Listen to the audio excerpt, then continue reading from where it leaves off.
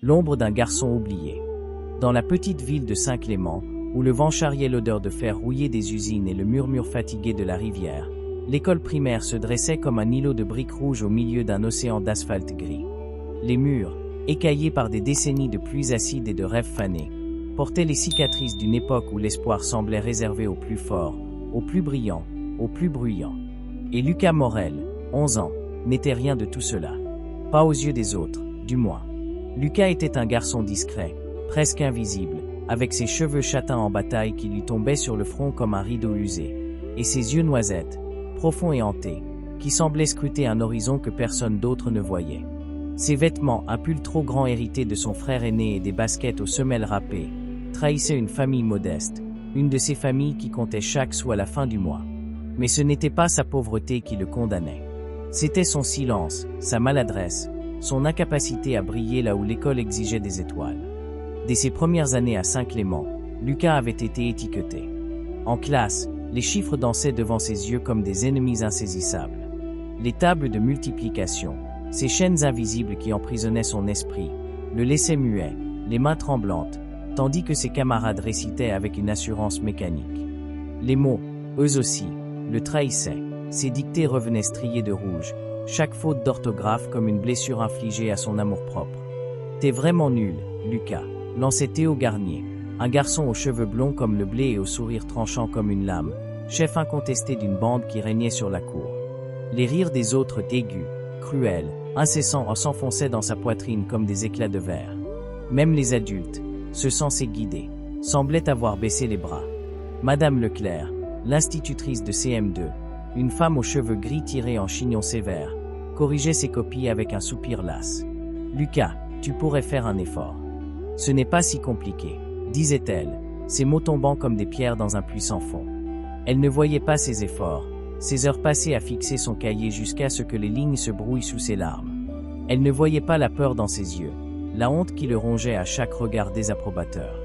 Pour elle, comme pour tant d'autres, Lucas était un cas perdu, un esprit lent dans un monde qui n'avait pas de place pour les retardataires. Chaque jour était une bataille. La cour de récréation, avec ses jeux bruyants et ses alliances mouvantes, devenait un champ de mine. Théo et sa clique, Bastien, le costaud au rire tonitruant, et Clara, la fille aux nattes impeccables qui lançait des piques avec une précision chirurgicale, le traquaient comme des prédateurs flairant une proie blessée. Et, Lucas, t'as oublié ton cerveau à la maison, raillait Théo un matin, brandissant une boule de papier froissé, un devoir raté que Lucas avait jeté à la poubelle. Les rires fusaient, et Lucas, dos voûté, s'éloignait vers le coin le plus reculé de la cour, près du grillage rouillé qui séparait l'école du terrain vague. Là, seul avec le vent et le chant des corbeaux perchés sur les fils électriques, il pouvait respirer. Mais ce que personne ne savait, pas Théo, pas Madame Leclerc, pas même ses parents, c'était que Lucas portait en lui une lumière cachée, une flamme vacillante mais indomptable. À la maison, dans le garage sombre et encombré où son père entreposait des outils usés et des rêves abandonnés, Lucas trouvait refuge. Là, sous la lueur tremblante d'une ampoule nue, il démontait de vieux réveils aux tic-tacs éteints, explorait les entrailles d'une radio cassée, ou ressuscitait une lampe de poche dont le filament avait rendu l'âme. Ses doigts, petits mais agiles, semblaient dotés d'une mémoire propre, d'une intuition que son esprit peinait à formuler. Il ne comprenait pas les équations, mais il comprenait les engrenages, les vis, les ressorts, ces pièces muettes qui, entre ses mains, retrouvaient une voix. Un soir, alors que la pluie tambourinait sur le toit du garage, sa mère, Hélène, entra avec une tasse de chocolat chaud. Elle le trouva assis en tailleur sur le sol en béton, entouré d'un chaos organisé de pièces métalliques. « Qu'est-ce que tu fabriques encore, mon trésor ?» demanda-t-elle, sa voix douce teintée d'une fatigue qu'elle ne cachait plus. Lucas leva les yeux, hésitant. « Je répare la lampe de papa. » Elle marchait plus. Hélène s'approcha, posa la tasse près de lui et regarda la lampe clignoter faiblement. « Tu es incroyable, tu sais ça, » murmura-t-elle. Mais Lucas haussa les épaules. À l'école, il pense pas ça. Sa mère ne répondit pas, mais ses lèvres tremblèrent légèrement. Elle savait ce qu'il endurait. Elle voyait les bleus sur son cœur, même s'il ne laissait aucune marque sur sa peau. Une étincelle dans l'ombre. Le tournant arriva un après-midi d'octobre, lorsque les arbres de Saint-Clément se paraient d'or et de rouille, et que l'air portait une odeur de bois brûlé. Lucas, comme souvent, s'était isolé dans la cour, loin des cris et des ballons qui rebondissaient sur l'asphalte. Assis contre le grillage, il triturait un caillou entre ses doigts quand un éclat métallique attira son regard. Il se pencha et ramassa une petite voiture à friction, un jouet oublié, aux couleurs délavées par le soleil. Une de ses roues pendait lamentablement, tordue comme une aile brisée. Sans réfléchir, Lucas sortit de sa poche un trombone qu'il avait plié en outil de fortune, un compagnon fidèle qu'il gardait toujours sur lui. Sous ses doigts, le métal céda doucement.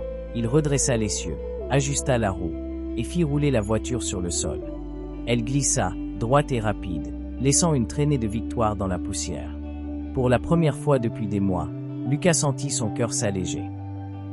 Il ne vit pas l'ombre qui s'approchait. « Qu'est-ce que tu fais là, Morel ?»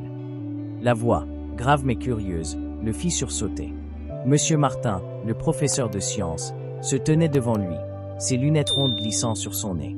C'était un homme d'une quarantaine d'années, aux cheveux poivre et sel et au veston élimé, connu pour ses expériences farfelues, comme cette fois où il avait fait exploser un volcan miniature dans la salle de classe, aux grandes dames de Madame Leclerc.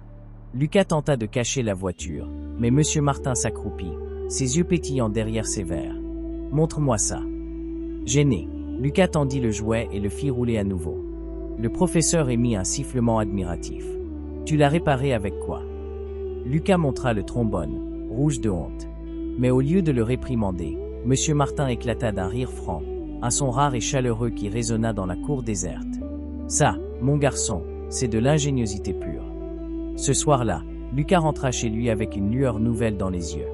Monsieur Martin lui avait demandé de passer après les cours le lendemain, sans expliquer pourquoi. Toute la nuit, il tourna dans son lit, partagé entre l'espoir et la peur. Et si c'était une punition déguisée? Et si on se moquait encore de lui? Mais quelque chose dans le ton du professeur ou une sincérité qu'il n'avait jamais entendue ailleurs, le poussait à y croire. Le défi qui changea tout. Le lendemain, la salle de sciences sentait le bois verni et les produits chimiques. Les étagères croulaient sous des maquettes poussiéreuses, un squelette de dinosaure en plastique, un globe terrestre fendillé, et des bocaux où flottaient des insectes figés dans le temps. Monsieur Martin attendait Lucas près d'une table encombrée, une boîte métallique rouillée posée devant lui. « C'est un moteur de tondeuse », annonça-t-il, ses yeux brillant d'un défi silencieux. « Il est caput depuis des années. Tu penses pouvoir le remettre en marche ?» Lucas cligna des yeux, son cœur battant à tout rompre. « Je sais pas, monsieur. J'ai jamais fait un truc aussi gros. » Le professeur posa une main ferme sur son épaule. « Tu as réparé cette voiture avec un trombone. Ce moteur, c'est juste une voiture plus compliquée. Prends ton temps. Les outils sont là-dedans. » Il désigna une armoire métallique cabossée, puis s'éloigna, laissant Lucas seul avec son destin. Ce moteur devint une obsession, une montagne à gravir, un cri silencieux contre tous ceux qui l'avaient jugé. Chaque soir, il s'enfermait dans le garage, ses doigts noircis par la graisse, ses yeux brûlants sous la lumière crue d'une lampe de poche. Il emprunta un manuel de mécanique à la bibliothèque municipale, un livre jauni aux pages cornées, et passa des heures à déchiffrer des schémas qu'il ne comprenait qu'à moitié. Il griffonnait des notes sur des bouts de papier, traçait des flèches maladroites, démontait le moteur pièce par pièce jusqu'à ce que le sol soit jonché de vis et de pistons.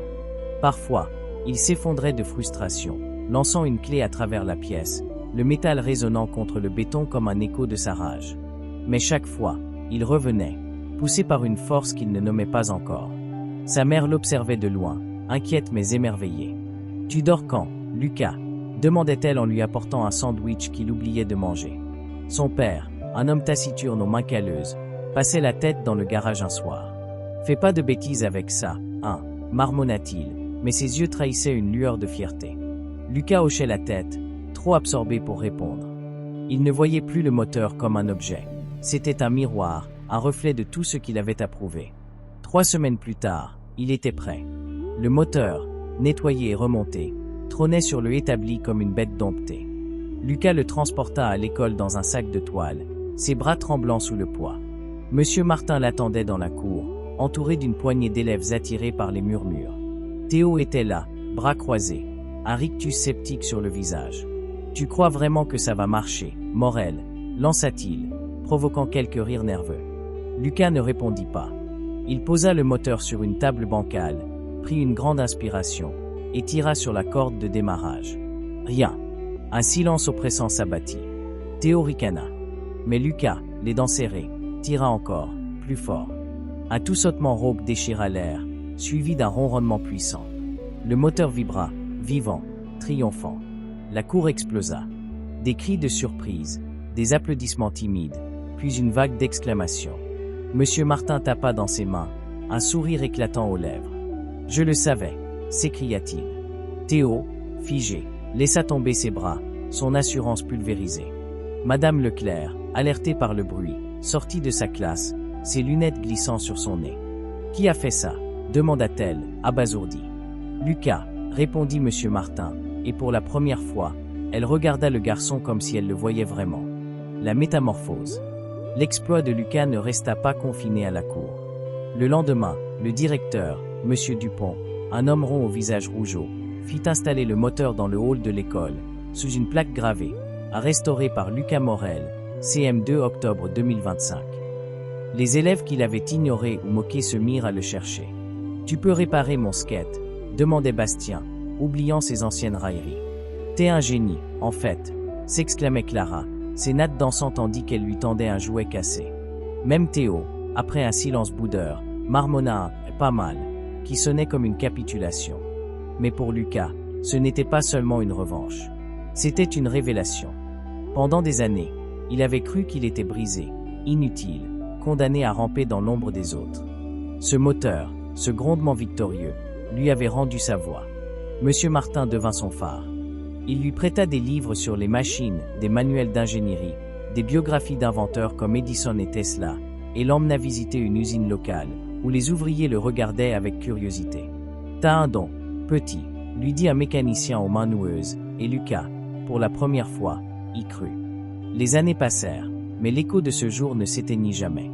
Lucas grandit, quitta Saint-Clément pour une école technique, puis une université où ses professeurs voyaient en lui un esprit rare. À 30 ans, il devint ingénieur en mécanique, spécialisé dans les moteurs écologiques qui promettaient un avenir plus propre.